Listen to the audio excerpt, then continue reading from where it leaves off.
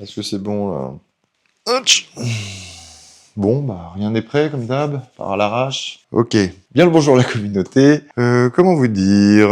Bon, ça fait des années que je suis sur ma chaîne et je me suis bien aperçu que ça marchait pas comme j'espérais. J'ai beau fabriquer des objets ultra insolites, ça n'y joue pas. Donc moi je me suis dit, je vais faire une mise à jour de ma chaîne. C'est-à-dire que je vais expliquer un peu plus le pourquoi je fais les choses, me faire un peu plus plaisir, ou plus qualitative. Je me suis demandé pourquoi je faisais des arcs.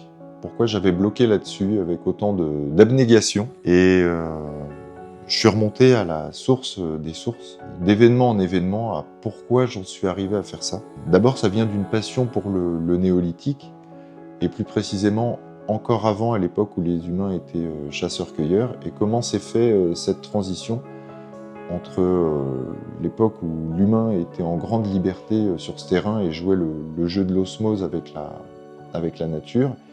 Et puis à un moment donné, il s'est dit stop, il a commencé à cultiver, à défricher, et du coup à avoir un stock de céréales à défendre, donc à fabriquer des armes, à fabriquer la propriété, à fabriquer le dedans, dehors, ou à être, à habiter sur un site plutôt que de se promener au fur et à mesure des saisons, au fur et à mesure de ce que les différentes régions pouvaient apporter comme nourriture. Cette époque m'intrigue. Et comment ça a démarré? Ça a démarré en me promenant dans un champ.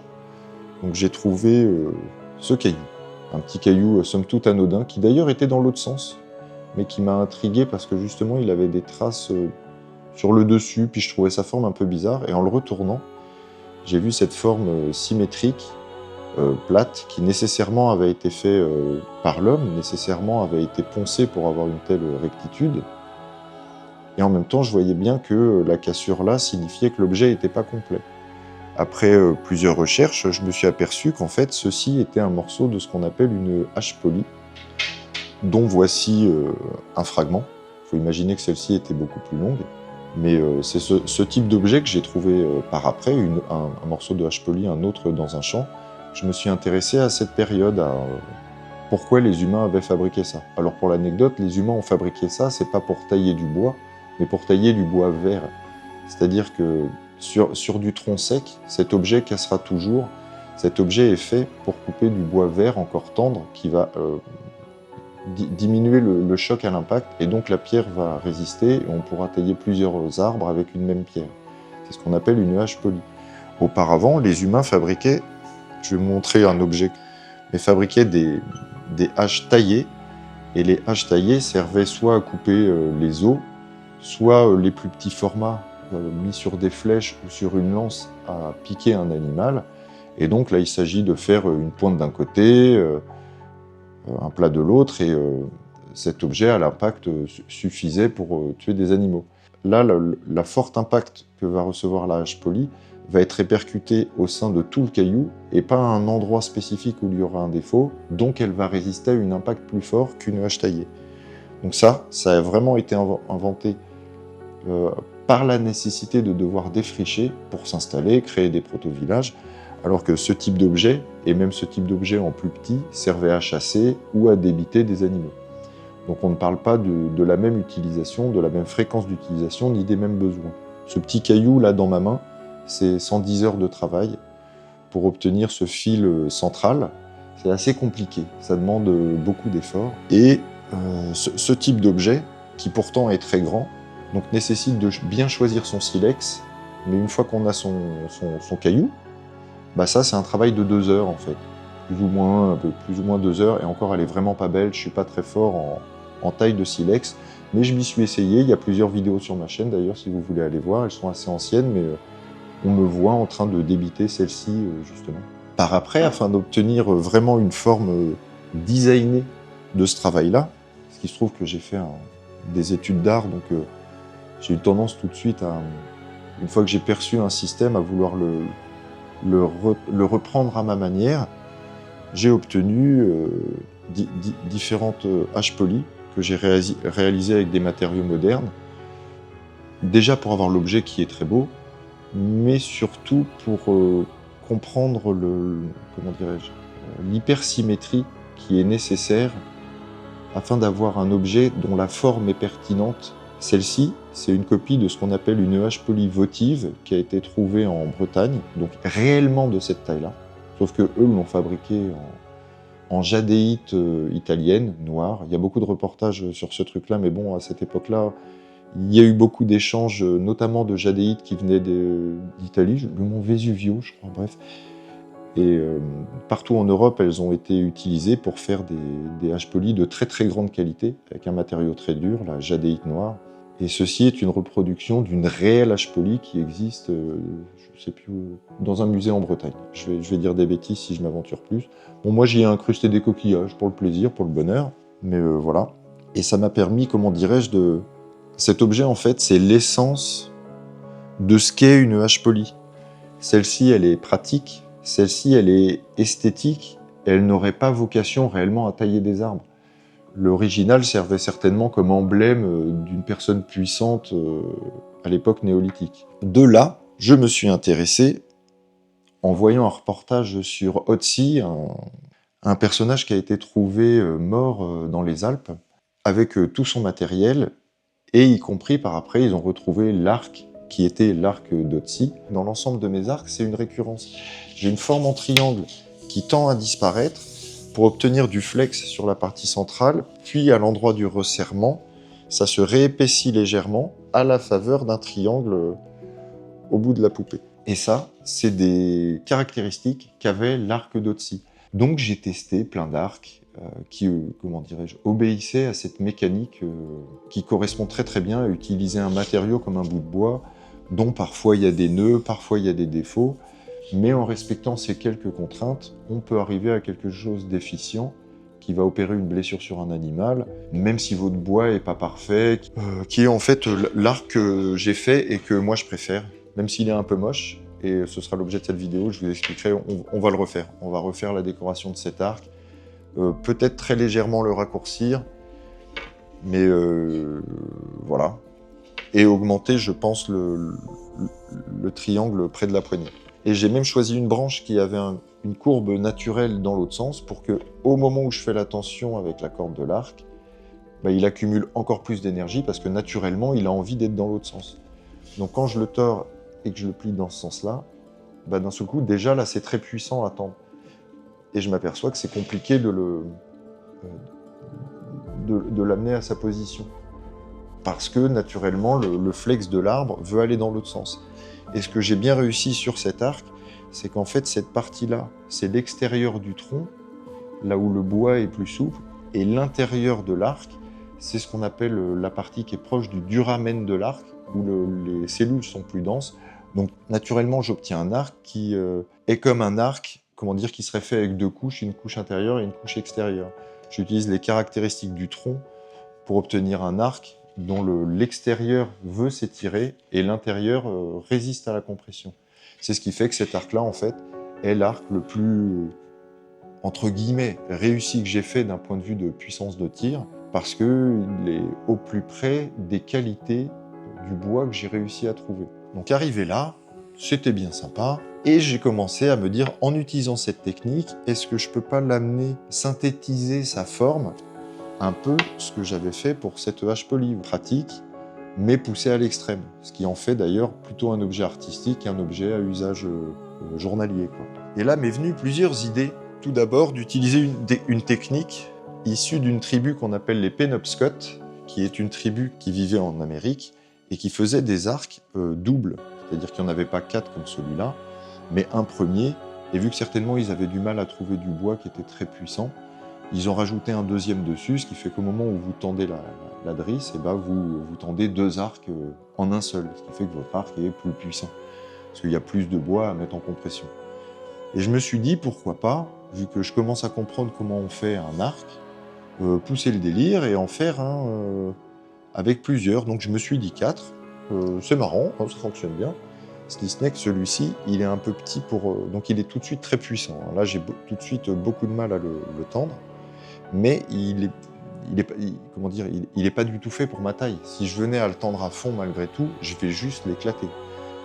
Et là, ce que je vais chercher à faire dans ma prochaine vidéo, c'est en faire un comme celui-ci, mais fait pour une ouverture à 1,10 m, parce que c'est à cette taille-là que j'ouvre en fait quand je fais une tension, et obtenir un arc qui soit efficient pour ma taille et avec cette technique.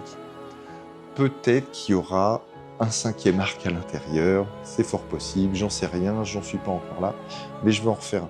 Vous aurez vu sur ma chaîne, donc déjà il y a la vidéo de cet arc, et j'en ai fait un deuxième qui est plus grand, que j'ai offert à Guillaume, la personne qui travaille avec moi sur cette chaîne, donc il n'est pas là, mais j'ai déjà fait un pas entre les deux. Il y a eu un deuxième modèle comme ça avec 4 arcs, mais plus réussi que celui-là, et avec des petites décorations japonaises à l'intérieur, un truc que j'ai vraiment peaufiné, magnifique. Maintenant je vais m'en faire un pour moi, qui soit vraiment grand, vraiment balèze, vraiment efficient. Donc ça va être une des prochaines vidéos, la prochaine certainement, où vous me verrez fabriquer un arc comme celui-ci, mais beaucoup plus décoré, beaucoup plus grand, et on verra aussi les essais de l'arc, voir comment il réagit, sa précision. Et voici un peu ma masterpiece. Et là, on arrive à ce qu'on appelle un prototype. Donc, nous voici avec un arc qui n'existe pas. Donc, il utilise toujours cette même technique, triangle, branche en demi-cercle, agrandissement de... Comment dirais-je ? Élargissement de la poupée, vous voyez. On est toujours sur les mêmes caractéristiques, sauf que je me suis dit, au lieu d'avoir un arc en série, comme l'électricité, pourquoi ne pas faire un arc en parallèle ? Bon, bah j'ai bien fouillé, ceci n'existe pas. En vrai, on est devant le seul modèle d'arc double réalisé dans un même tronc qui fonctionne au monde.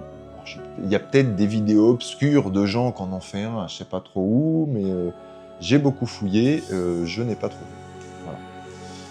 Ceci est un arc unique, double, efficace, qu'envoie des grosses pralines, mais il a des défauts. Défauts que l'on va corriger dans une des prochaines vidéos. D'abord, il a séché. Il a séché, et du coup, là, il se touche. Donc il va falloir que je reprenne la partie centrale pour l'affiner, sur toute sa longueur, pour qu'à la compression, les deux branches ne viennent pas s'entrechoquer, vous voyez. C'est un problème.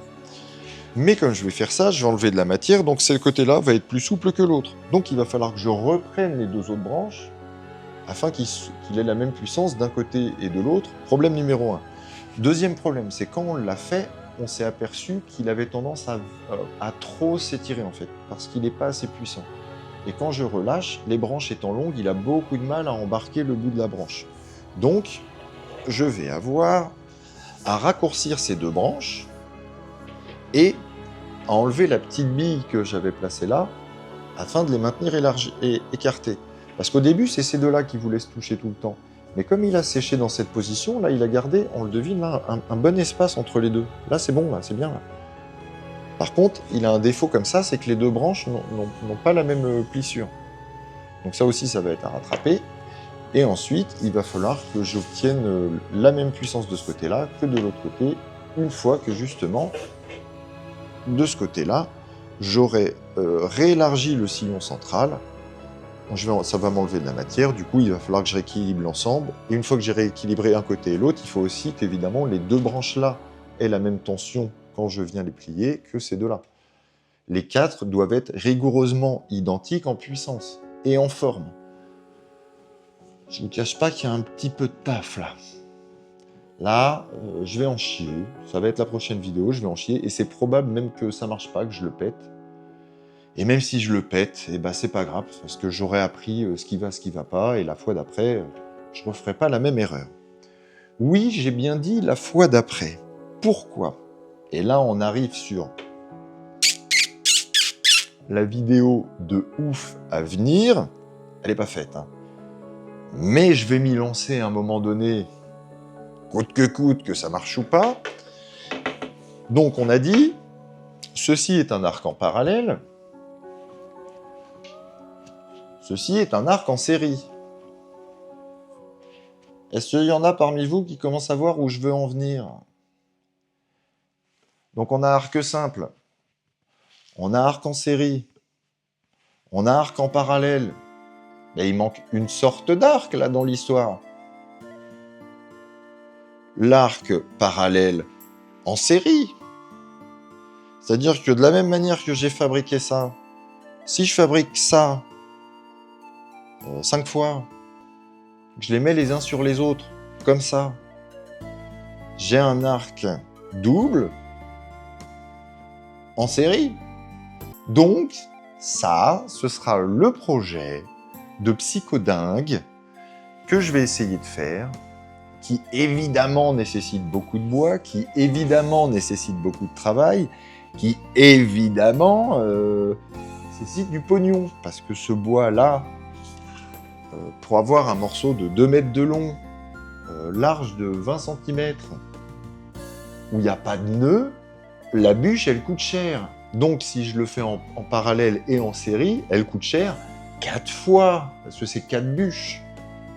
À chaque fois, je pars du tronc. Vous aurez vu dans mes vidéos, on me voit couper le tronc en deux, sélectionner la partie la mieux et commencer mon arc. Mais voilà les programmes qui vont m'occuper dans les mois à venir, certainement jusqu'à l'été, parce que ça, il m'a fallu un mois et demi pour le faire. Je ne sais pas si vous voyez le bousin quand même. C'est compliqué, c'est très compliqué à faire. Et faire ça 4 fois, où chaque arc est bien réglé au niveau des 4 branches, et que l'arc suivant est bien réglé aussi au niveau des 4 branches, mais pile poil un peu moins puissant que celui-là, et le suivant un peu moins puissant que le précédent, et ainsi de suite, les 4, ça nécessite énormément d'heures de peaufinage, de retouche, de réglage. Donc, information suivante, là, ce qui va se passer à partir de maintenant, c'est que je vais organiser mon poste de travail afin de pouvoir réaliser tout ça dans les meilleures conditions. Je ne vais pas professionnaliser, c'est pas le terme, mais je vais fabriquer des outils qui vont me permettre de calibrer beaucoup plus mon résultat et dans la difficulté d'être moins chargé par l'ensemble des paramètres à gérer et pouvoir être vraiment sur chacun des détails, dans chaque instant, pour éviter qu'il y ait le maximum d'erreurs, parce qu'évidemment qu'un truc comme ça qui réclame 180 heures de taf, vous vous doutez bien qu'il y a des moments où on est à 2 doigts de faire de la merde sur 180 heures. Je ne suis pas quelqu'un de parfait. Forcément, des fois, je suis à 2 doigts de faire une bourde. Et plus le temps est long, plus vous avez des chances de faire des bourdes. Donc déjà, ça, c'est compliqué. Faire ça 4 fois, proportionner les uns entre les autres, c'est même pas 4 fois plus compliqué, c'est 16, 20 fois plus compliqué, plus long. Donc ça nécessite une organisation beaucoup plus stricte, des vérifications et des calibrages beaucoup plus stricts. Et c'est ce que je vais essayer de mettre en place cette année. Parce que j'ai bien vu que ma chaîne, ça prenait pas trop.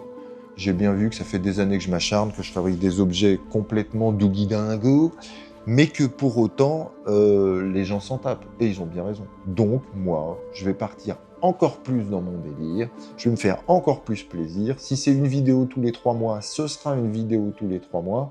Par contre, par rapport au challenge que je viens de vous lancer là, vous vous doutez bien que les vidéos, on va pas partir sur des conneries à 2 balles. On va partir sur des trucs que très peu d'humains font sur cette planète. Je vais pas vous présenter des vidéos neuneux à mes frais, parce que ma chaîne me rapporte que dalle. Je pense que je me fous pas de votre gueule. D'ailleurs, likez, partagez si vous avez envie, parce que ça va m'aider grave. Là, il faut que j'économise pour réaliser mon projet. C'est un bordel où l'arc final, moi, mis tout l'un dans l'autre entre le matériel, les outils dont je vais avoir besoin pour réaliser les prises de vue, le montage, l'électricité et tout, si je réussis à obtenir cet arc en x4, c'est un bordel à 1000 balles. Donc voilà, je suis en autofinancement, je suis mon propre tipilleur. Voilà, il va falloir que je m'y prenne bien pour pas me rater, vu le pognon que je vais foutre dans ce bordel. Donc, vous avez le contenu de ma chaîne. Si ce format de vidéo tout chelou que je viens de vous faire vous plaît, ou au moins vous hype un petit peu quant au projet que je compte vous desservir, dites-le moi, parce que je vais avoir besoin d'être boosté. Je vous embrasse, likez, partagez, faites de beaux rêves, et surtout réalisez-les.